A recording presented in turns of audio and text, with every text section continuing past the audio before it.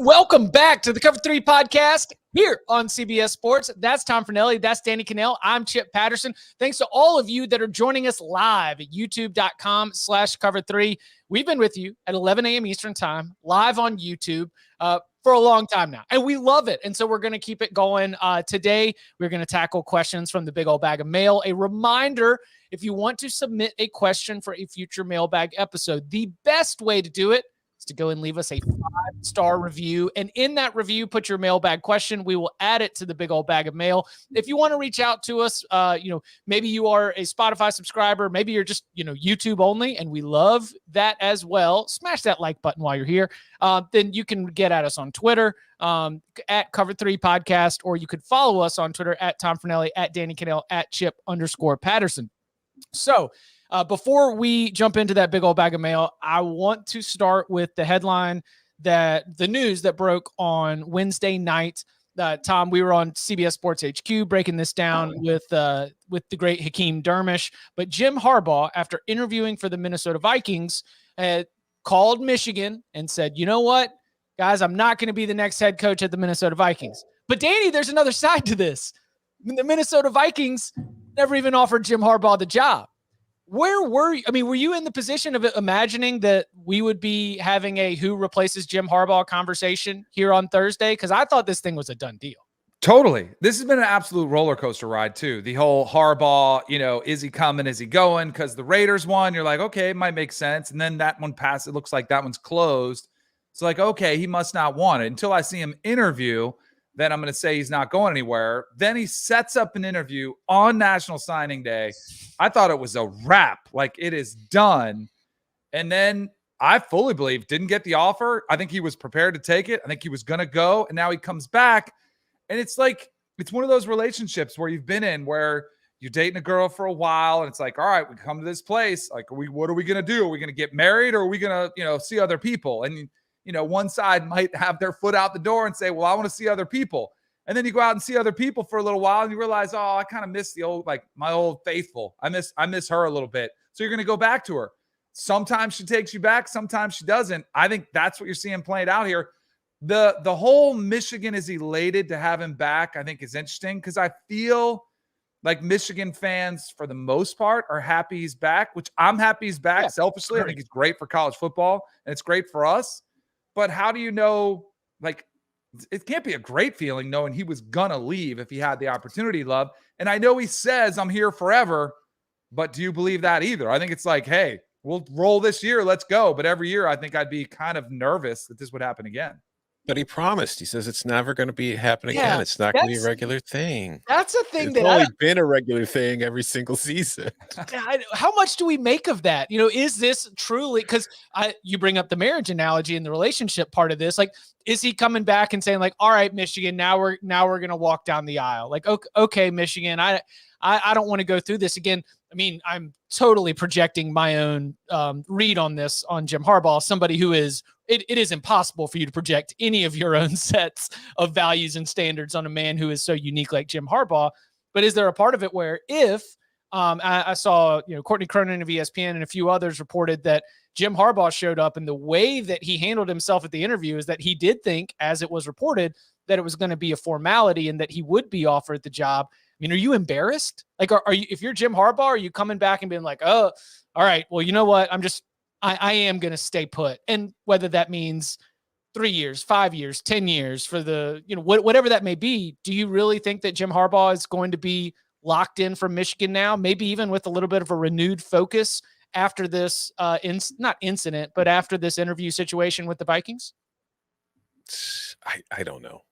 It's hard to say. This could just be a situation where he just maybe he changed his mind. Maybe it wasn't. Maybe it was just the fact that there was no offer, or maybe it was just one of those things where he was like, all right, I got to find out if I really want to do this or if Michigan is where I want to be. Because my speculation was when, like you said, Danny, when that interview gets scheduled on National Signing Day, that dude's gone. But it's all but one. He only had one prospect left on the board. A top 10 class was locked up. If I'm Jim Harbaugh, I can symbolically though. I know, okay.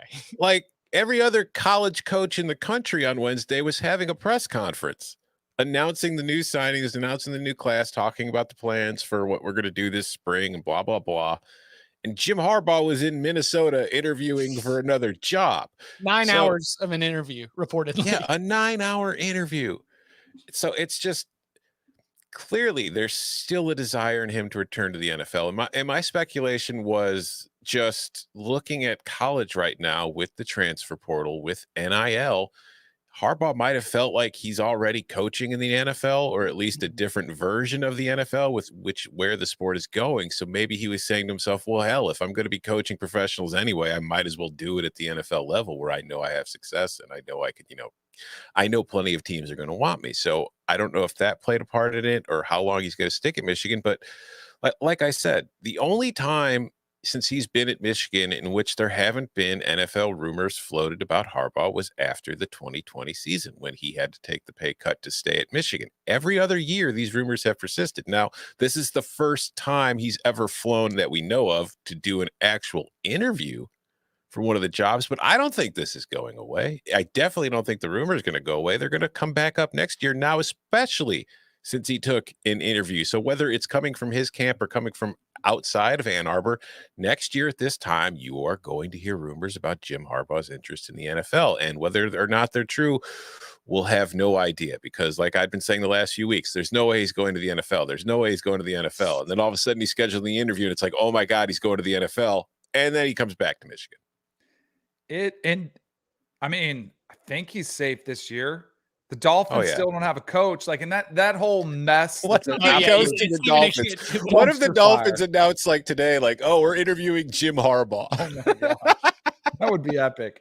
But like, and I talked to Josh Pate this morning, had him on the radio show, and he was saying, is it similar to what happened with Dan Mullen? Now, I think it's similar, but we didn't have his official information. Like there was speculation that Mullen wanted to go to the NFL, and we saw what happened this year. I do think it's like coaching college players, especially today, is a lot about trust and buy-in and getting the players to, follow you wherever you want them to go. And this is a team that did quit a year ago. Like, that was COVID, and there were a lot of reasons they did, but they threw in the towel. Like, I hope Michigan gets off to a good start, because if they don't, like, I wonder if those players are like, man, this guy's going to leave us or he wants to lead us. Like, there's a lot of psychological aspect to this.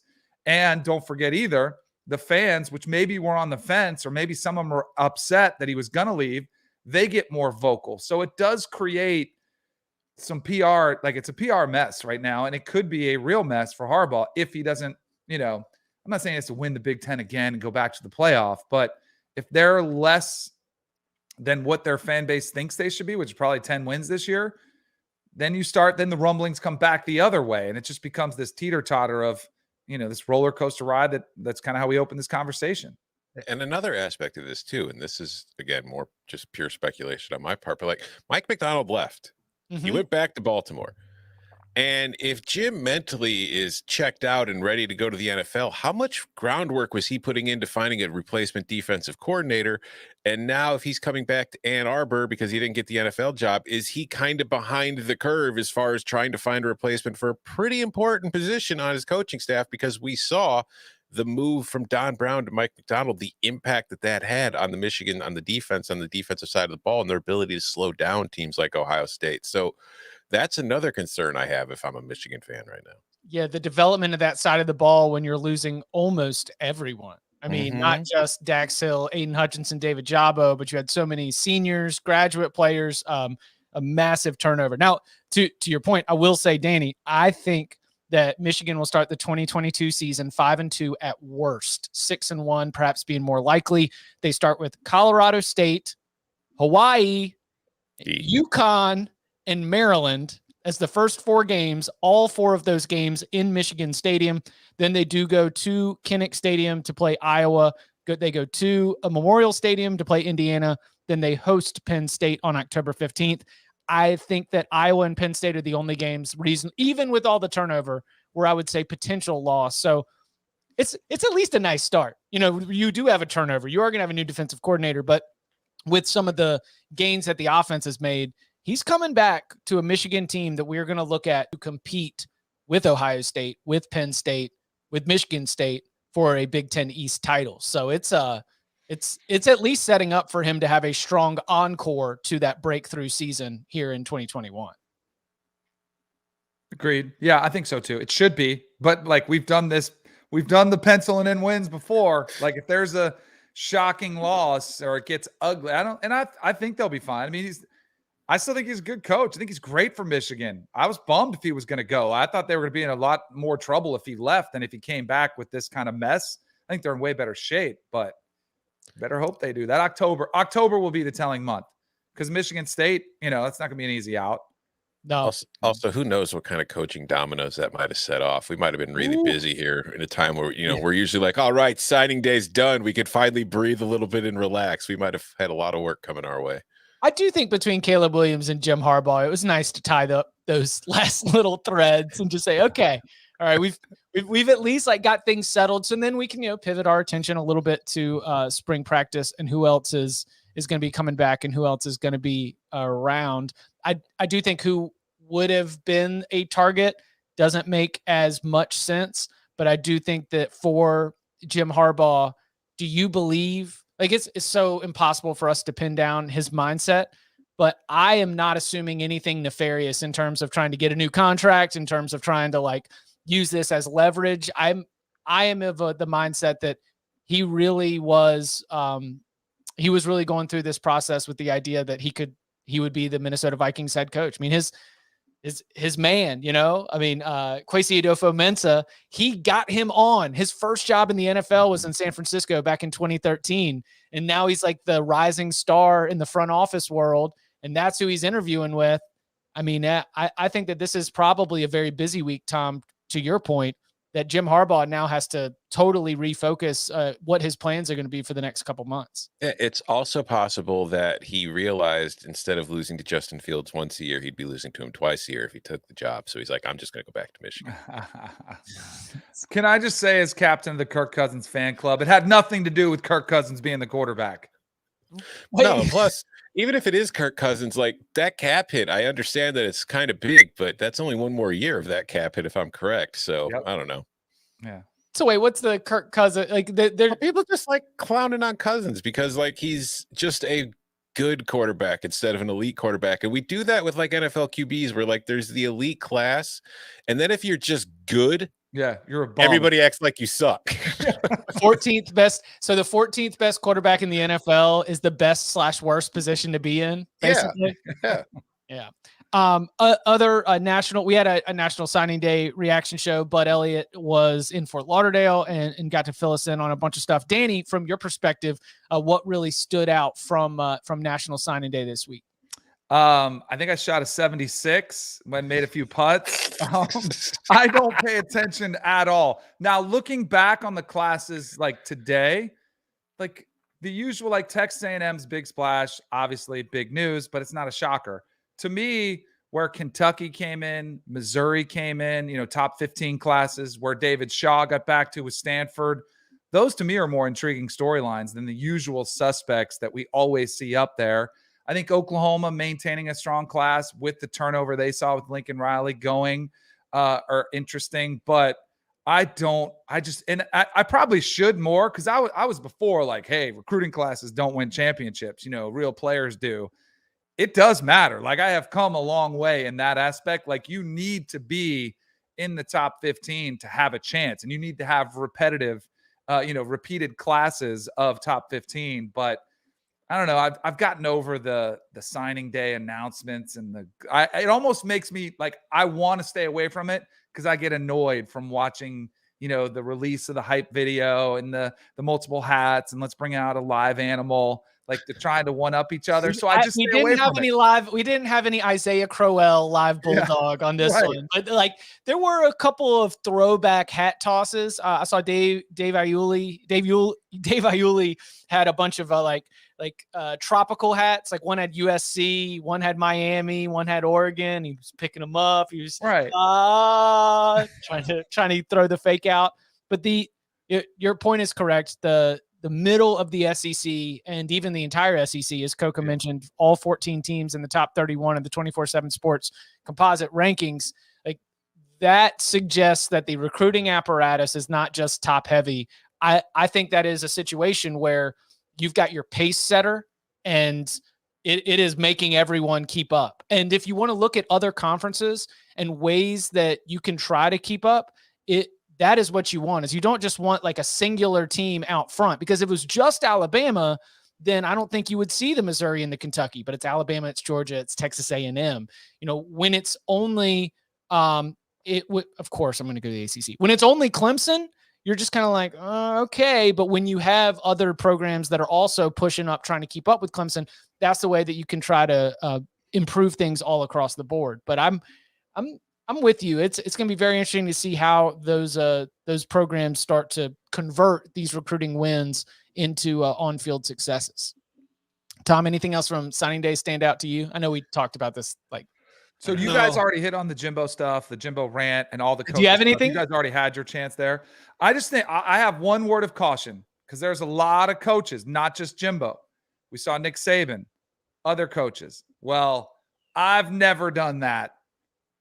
Just be careful making these emphatic statements, because it's going to look bad one day. That's all I'm going to say. Don't use emphatic statements like we always did it the right way, or we've never paid anybody. I didn't think Jimbo said that. I thought that Jimbo was saying, I know where the bodies are buried, and it's all legal now. Like he was basically trying to say that there's like some statute of limitations has been lifted, and everything that they were doing is now fine. And he said, and if you really want to act high and mighty, he is doing you're not better than me. I accept the grime. I'm willing to live in this.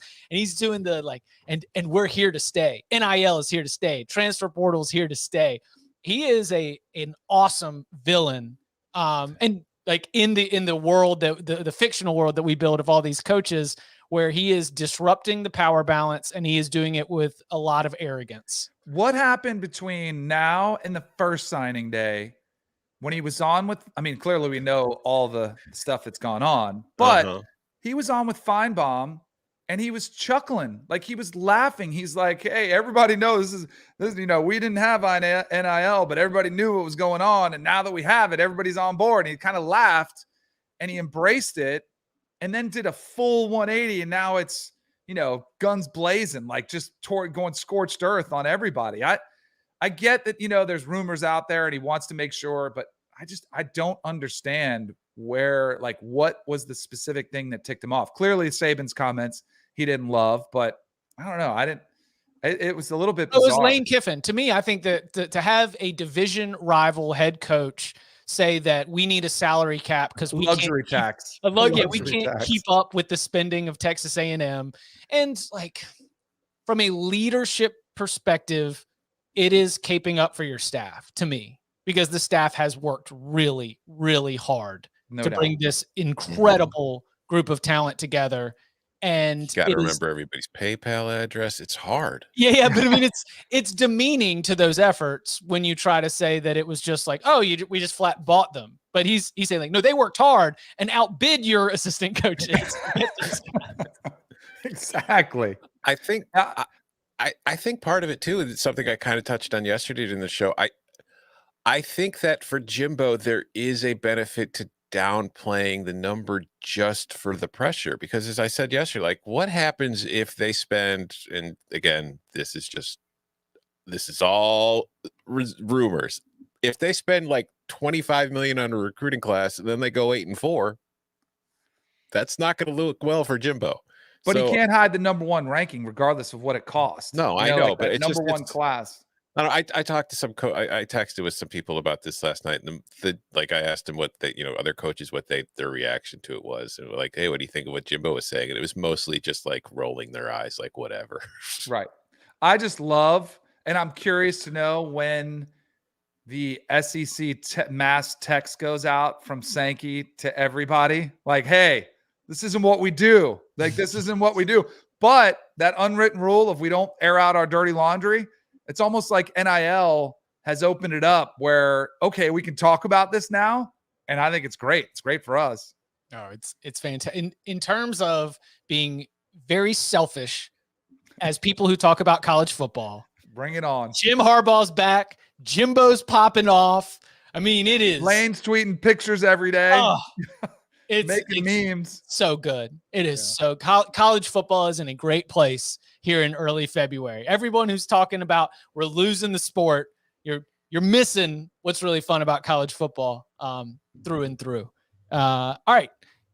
Coming up on the other side, we dive into the big old bag of mail with questions eyeing the situation at Arizona State, spring practice, as well as the preseason hype of certain teams that could wind up in the top 10 and might not deliver.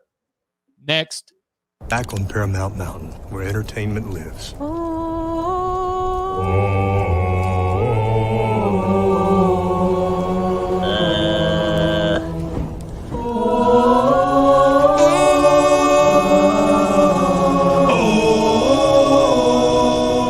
is this? It's the theme song from Halo.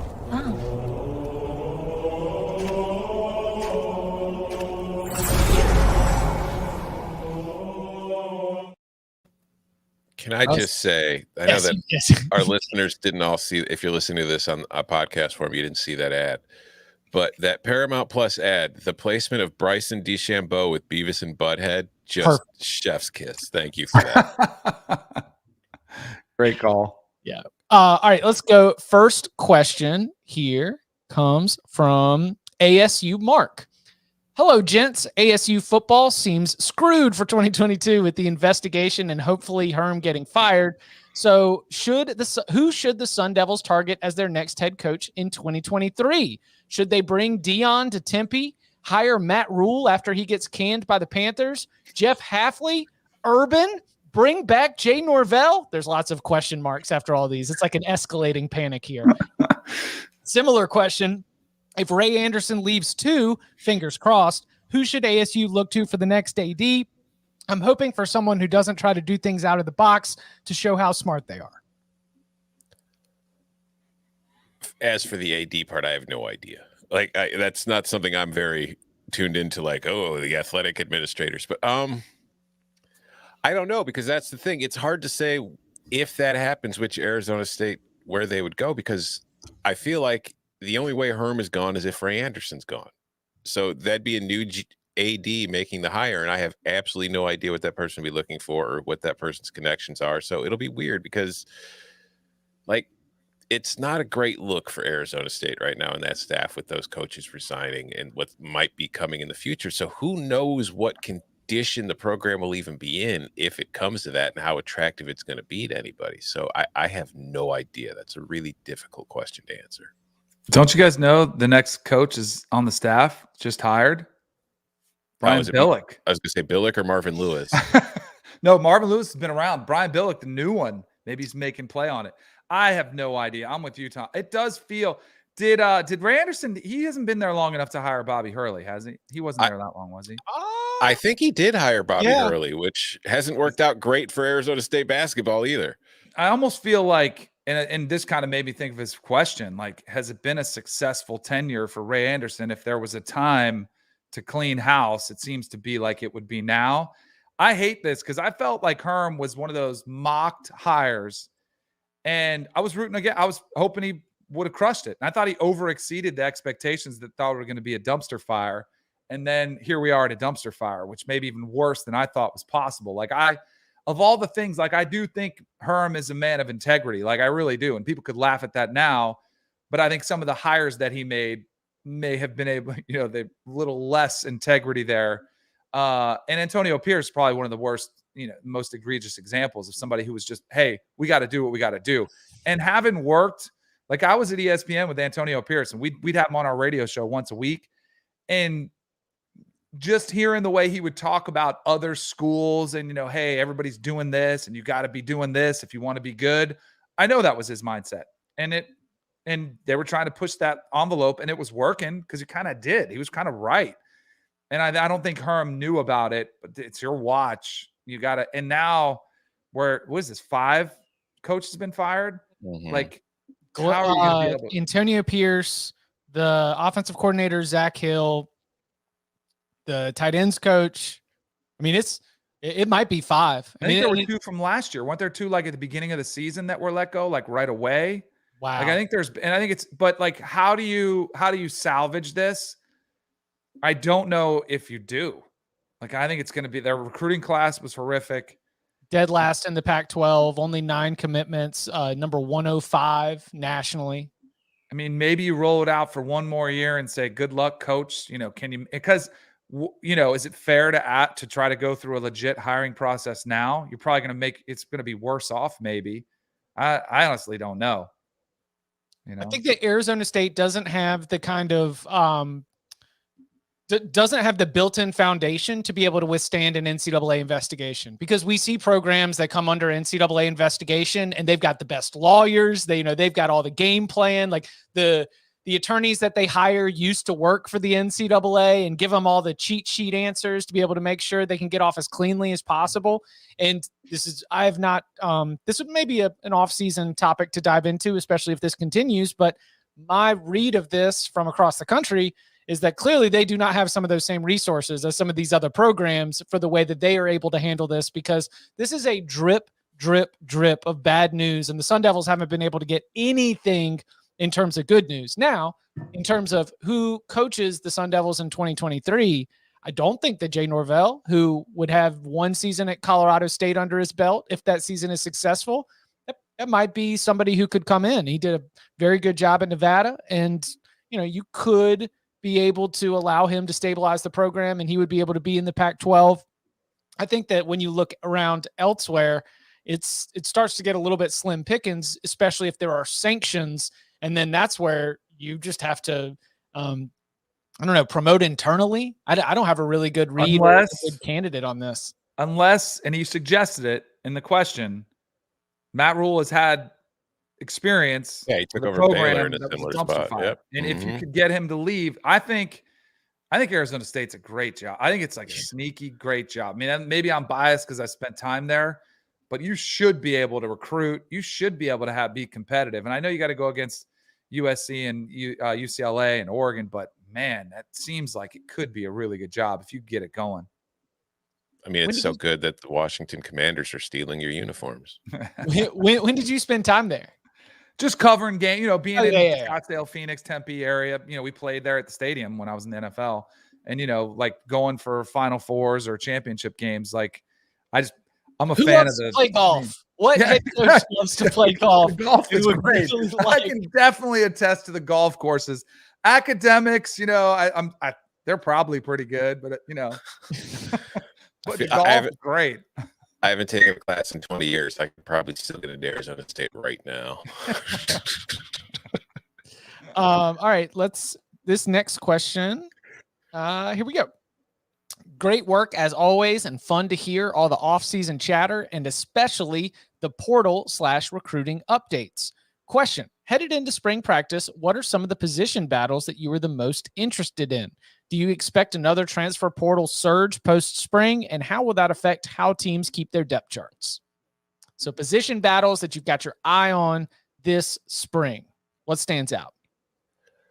I mean, it's always going to be the quarterback ones that are the most interesting, right? So I'm thinking of the Texas quarterback battle. I'm thinking at Clemson. We kind of touched on it during our signing day recap yesterday. Like DJU, I'm assuming is going to go into the spring as the starting quarterback, but with Klubnik coming in, will there be competition from him and others?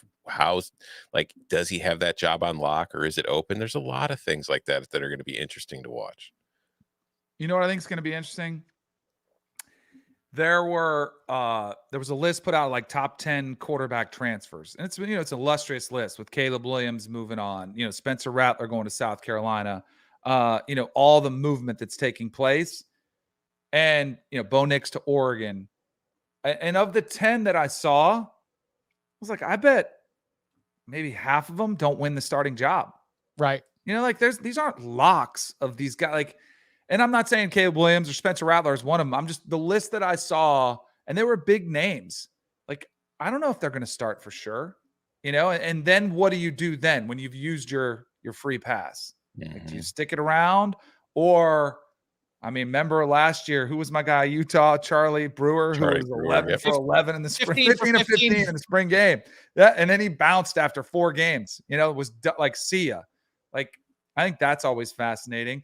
I wonder too, I'm thinking about Alabama's wide receiver position. That was what I was going to mention. it's If gonna we be, make a big deal about Jermaine Burton and we just think you're going to have the same sort of like Jameson Williams type path, there are a lot of very, very talented wide receivers. Who's going to end up leaving? Like, who is going to be in Alabama spring practice that will not be in Alabama in the fall? And I think like wide receiver might be one place where we see that happen because Burton's going to create a lot of high expectations. I'm 100% paying attention to that.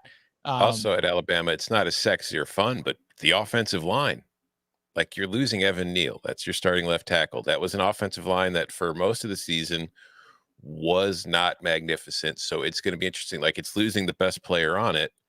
Who steps in to fill that role, and does that line improve? That's something, if I'm like Alabama, honestly, I'm more interested in that than I am the wide receivers in the spring. Two more quarterback battles that I would say to keep an eye on. Number one, Georgia.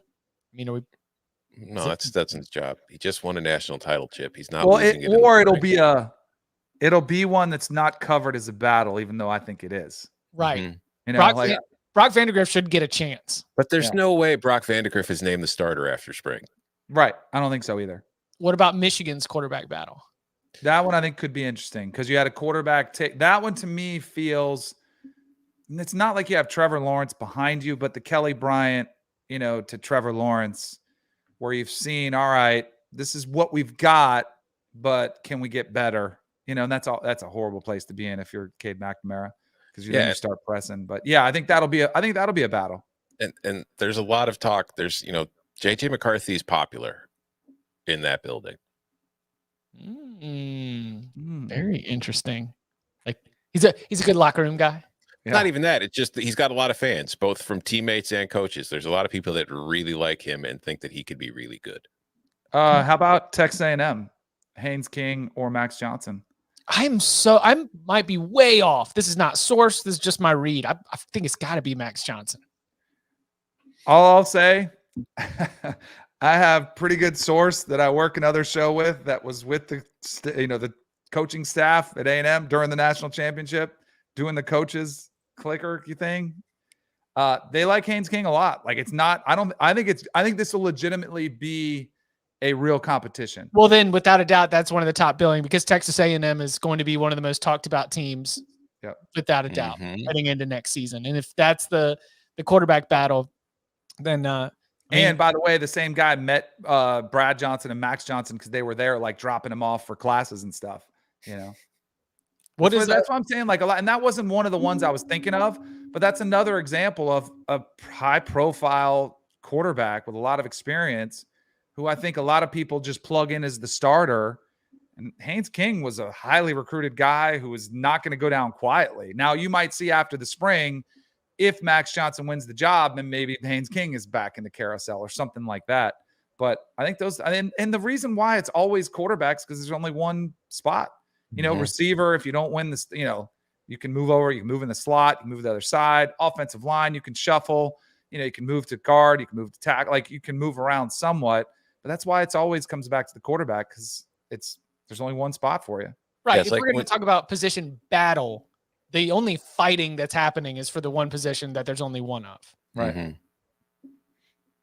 you have anything else, Tom? Sorry, didn't mean to cut you. No, I was going to say that's my favorite part of post-spring practice is all the quarterbacks that enter the portal from the top schools because they realize they're not going to be starting.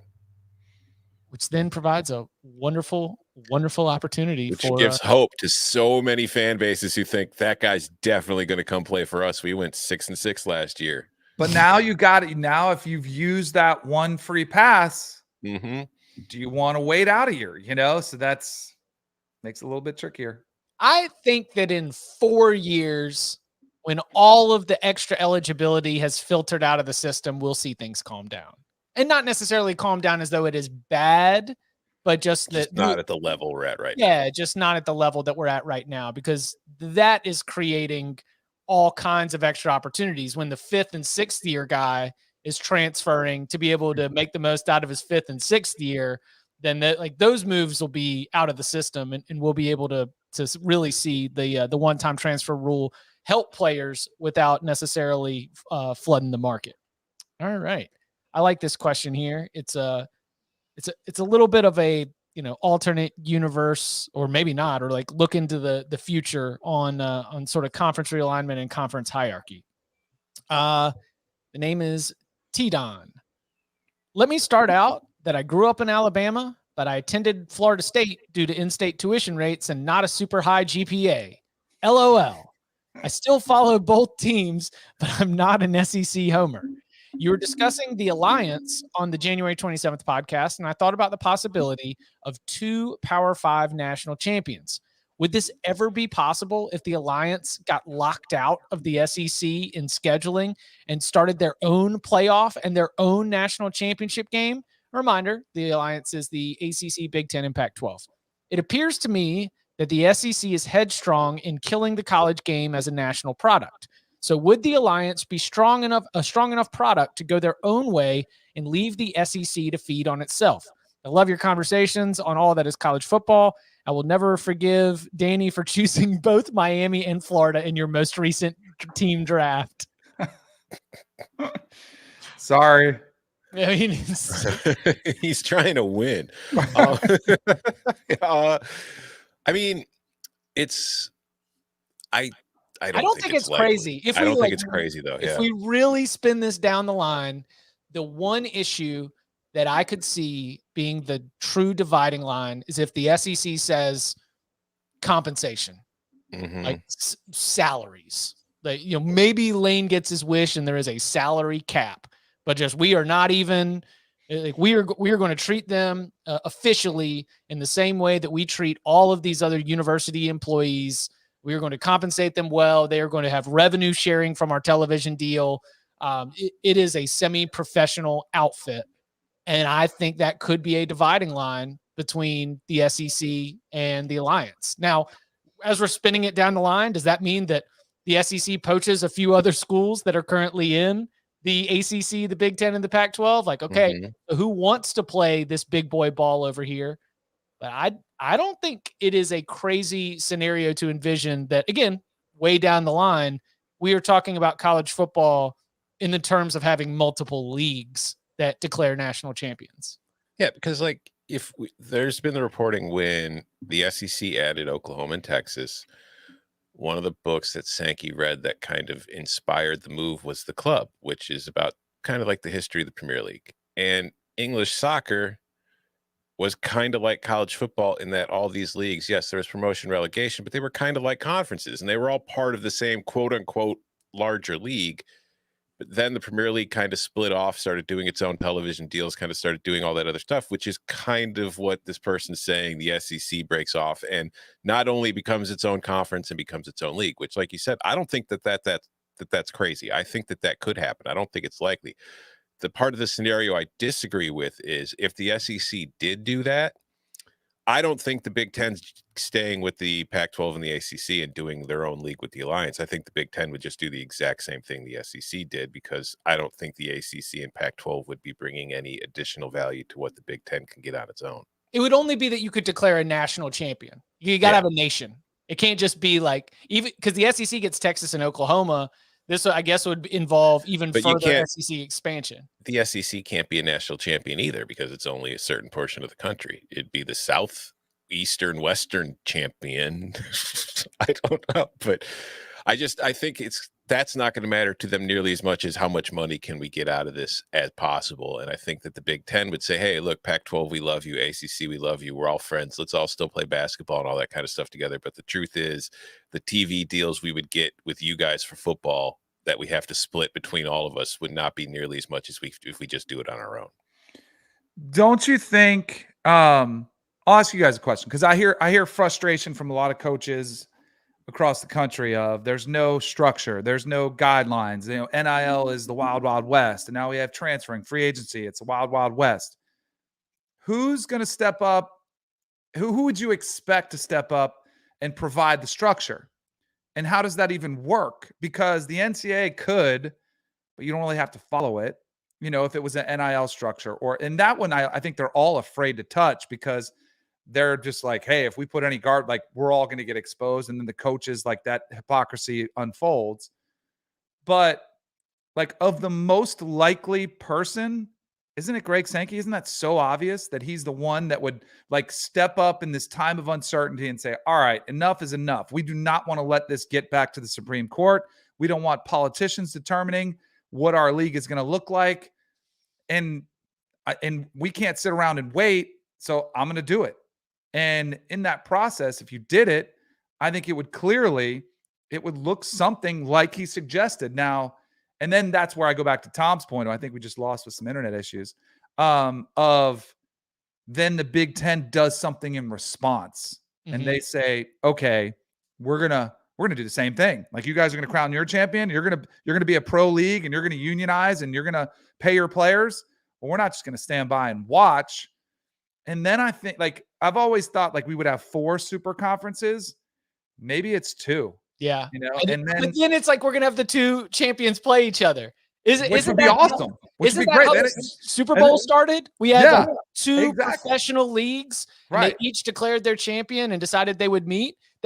When I spun this forward, I was thinking like, okay, I could see it happening, and there would be all of these, like all this name calling of like, we do it the right way. You guys do it the right way. And it would just be a culture war every college football national championship between the SEC champion and the Alliance champion in this college Super Bowl type environment. What'd I miss? I agree with what you were saying. Like I said, I think if there's anybody that would take the bull by the horns, it would be Sankey, because it looks like he's already kind of jockeying for position. And I believe a lot of the stuff about the influence the book had and on soccer. But I think he's trying to look forward in the future, whereas too many people, Kevin Warren, other commissioners, are kind of reacting. Okay, we have to do NIL? Okay, well, we're going to let it happen. You know, like, and he's thinking, how do I get in front of this? Because I don't want to let it get to the courts. And I think he would be the guy, the most likely character that would come in and say, well, I don't want to react. I want to be proactive. So I want to get out ahead of this. So I'm going to continue to do what I've been doing. I'm going to build up the SEC, make it as strong as possible so that in, 2026, the TV contracts are up? Yep. So that we can position ourselves in the strongest place to make the most amount of money. And it's going to be a boatload of money. And that's where I think they can go to the TVs and the TV companies and say, yeah, we're going to have to pay our players because it's so much money. And I don't think it'll be an issue. Like, it'll be plenty of money to go around. It's just a matter of, we use that term, the haves and have-nots, a lot. What is it going to look like, the haves and have-nots? Who does the SEC decide to collect? Who does the Big Ten decide to collect? Like, who remains at the forefront of college football and who falls by the wayside? And ironic, I don't know if this is coincidence or not, but don't you feel like around 32 programs probably fit the bill? Yeah, exactly. Yeah. 16 in the SEC, 16 in the Big Ten, and they kind of fit that bill. Now, what gets interesting is the SEC is currently constituted. Is that every program in there? Like, do you try to weed out some of the bottom dwellers? Same thing in the Big Ten, I don't know. Those bottom dwellers just all finished in the top 32 of the 24/7 Sports composite talent rank. I mean, I'm thinking more of like the, is that where Oregon separates from Oregon State? Like, is that where, some of these programs that we look at as like, wow, like it's cool, the history, like the way that they really lean in on it. But in terms of being a television product and in terms of what's going to drive the most revenue, it's not bringing a ton to the table. All right. One last one. Here we go. Here we go. I appreciate the live YouTube hits during the week. If I don't have meetings that get in the way, I always have to show up in the office. I have 2 quick questions. I promise they are short and quick. Number 1, who is the next Iowa State heading into 2022? They were fluffed far too much in the offseason, and obviously they finished 7-5, 7-6 after the bowl loss to Clemson. And then, number 2, I thought that the Iowa State thing was interesting, but he also said, we can't seriously be doing the Sean Clifford thing again, right? The ceiling is well established. Spare me the Kenny Pickett potential rise, and the floor isn't good enough. Spencer Sanders isn't punishing the Oklahoma State faithful. So I'm doing the Sean Clifford thing. I don't know what that means. I guess he's a frustrated Penn State fan, right? Maybe. where we maybe. just convince ourselves that now is the time where they're going to take the step forward. Yeah. But the Iowa State heading into 2022, and I assumed that to be because Iowa State had top 10-ish type ratings going into the season. You finished 7-5 at the end of the regular season. So who would fit that bill? Who are some teams that you think might have the similar hyped, highly ranked going into the season, and then might not deliver those actual results? I mean, it's not quite Iowa State because Iowa State has had more success, even if it's not been quite to the level that people expected. But I think South Carolina for sure. I think South Carolina is one of those teams that could be better in 2022, but their record won't reflect it because I do think they had a couple of breaks go their way. They won some close games that maybe they shouldn't have.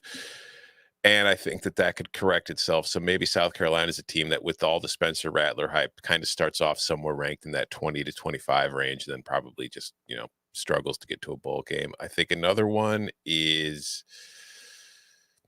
Arkansas. Oh, no. Hey, I'm going right to the top. So I think that Oklahoma State might be one that after that win against Notre Dame, after 12 wins, you do lose Jim Knowles. Yeah.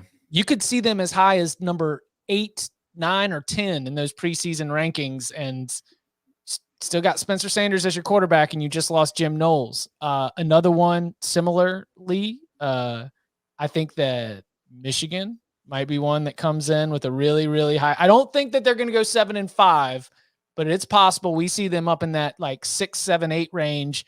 And then the other one that I had on my list is the Oregon Ducks. I think that Oregon's going to have a really good defense. There's way too much talent there. And Dan Lanning obviously is somebody who I consider a plus value defensive mind, but I don't know if they are like a top 10 or top 12 type team at the end of the season. Yeah, I don't know where they're going to start the season ranked, but I think NC State could be one of those teams. If NC State could end up as high as like 9 or 10, probably will be 12. And in the preseason, you think? Yeah. I think there's a lot of hype for losing. We got to get Thompson. Important people. There he is. So somebody asked me what the most important ACC conference game is on the schedule. They had I know everybody was tuned into the schedule release on Monday night, week by week. Ratings bonanza. Mm-hmm. But I think it is NC State and Clemson in like week 5. I think that game will decide the Atlantic Division. They've got Clemson has Wake Forest and NC State all before week 6. So they better get DJ, whether it's DJU or Cade Klubnik, they better get that figured out. But I think the fact that NC State's in that conversation for the division title, they probably will end up pretty high. Do we bully Iowa State on here? Yes. Okay. Yeah, people think we bully them. Because like this question could be who was the North Carolina, who was the Miami, who was, there were a lot of teams. Yeah. There were a lot of teams we could have proposed this question. Like who's going to have massive expectations and fall well short? Like we do that. USC. Yeah. USC was one that could be it. I had Tennessee. They're going to come in with a lot of hype. Now I don't know if like last year I was pretty like Iowa State's not going to be as good as everybody thinks they are. I kind of am on the Tennessee hype train. Like I like Hendon Hooker a lot. I like the way hype was going. So I'm not that one. What about Wisconsin? Like Wisconsin, I don't know if they're going to get hyped up as much. But I don't know. I feel like I don't know. It's hard to see because I haven't, it's who are the top 10 teams going to be? Who are the top 15 going to be? And then like peg them. Like, do you think there'll be a preseason top 10 or top 15? I think they'll be close to it for sure. I think that Wisconsin and Iowa fall between 15 and 23 or something like that. No, I think Wisconsin will be higher than 15. Do you think Ole Miss will come in, or do you think the loss of Matt Corral and the staff will? Jackson Dart shows up, and that stock stays high. So then that would be one I would put on this list. Like you got to maintain that level of play in that division when everybody else is probably getting better. Like that would be one I would circle for sure. I will say Wisconsin's a pretty decent call though, just from based on their schedule. Because if you look at their road schedule next season, they've got to play at Ohio State, they've got to play at Michigan State, they've got to play at Iowa, at Nebraska. So that's a tough road slate to get through. They're almost always criminally underrated though. It's like not like they get overhyped. I think that Oklahoma is going to be underrated. I think if we can catch like a 9.5 on the win total, I mean, everyone in that program is used to running the Big 12. But here's the thing: are either Oklahoma or Texas going to get a call? What do you mean? Oh, like from the officials? Big 12? You're going like every single close call. Are they going to get any of them? No. The Big 12 Anon shaman, Tom Fornelli. Not even joking. Like the Big 12's got no reason to. It's got every reason in the world to treat them like, it's like, no, they're gone. Screw them. Let's help the teams that are sticking around. There was a time where I had envisioned, the report was that there was something that Texas could do with the Longhorn Network to be able to like pay they could somehow flip it. And because of their relationship with ESPN, with SEC, they would be able to pay the exit fees and get out early. But when I've checked the temperature on this recently, I have gotten the impression that the Big 12 is like, no, you don't get out early. We will agree to no early agreements. You will be here for every single season that you are contractually going to be a part of it. I mean, do y'all think that they will be around for 2-3 more seasons, all with this SEC exit, like continually approaching slowly but surely? Oh, did we lose Tom again? There he is. So frustrating. I don't know. Yeah. How much snow you got right now? All your cables are under snow. Yesterday we got about 7 or 8. It is currently snowing again right now, though. So I don't know how much I've gotten today. Enough to mess with my internet, apparently. I don't. Whatever. Shut 76 degrees down in Fort Lauderdale. Danny, I mean, like, have you thought about that breakup that's coming? Because ask me one more time. The Big 12. Do you think they will force Oklahoma and Texas to stick around for every single season, or do you think they will reach a financial deal that will allow them to get out early? I think they'll meet a deal after this year. I think they'll go one more year, and then they have one more after that. Is what right. It is. Yes. Yeah, I think they'll do one more and they'll get out of it early. It really doesn't like. I think there'll be a deal cut, and it's one of those ones where if you're Bowlesby, you have to take something. Like you don't just let them walk away with nothing. They're going to leave. So why not get something for it and let them go? Like you made them stay an extra year. Could have let them out. But you've got to make the SEC hate cutting the check. Like whatever the deal is, right. Like it's your only leverage. It's the last thing that you've got. So I would, if I was the Big 12, I would make them stick around or pay an obscene price. Like someone cold calls you, like, hey, so-and-so, like I was wondering how much you'd sell your house for. My friend Michael Felder does this. He's like, yeah, $7 million. And like, right. Well, that like when we were talking before about the ACC and, would they pluck a couple of those teams, the SEC? And we, with the numbers that we hear, it's like, ooh, don't you think that'll pair in comparison to the numbers they could get if they get a new TD deal and it was Clemson and Miami? I'm leaving out Florida State on purpose just because I don't want to start. But like, don't you think it would pale in comparison where they would be like, what was the number? 70 million per school, like something. But don't you think that would pale in comparison to the $1 billion contract they could probably land? I don't know, because Maryland is the example that comes to mind, because Maryland hasn't even been able to get a full Big Ten check yet from making the move. So it's like, oh yeah, you are running into all this money, but because of the offsets and because of the financial deal that you have to put together to be able to get it, then I don't know. No offense, but those two programs aren't Maryland. Fair. Clemson and Miami are not Maryland. That is very, very true.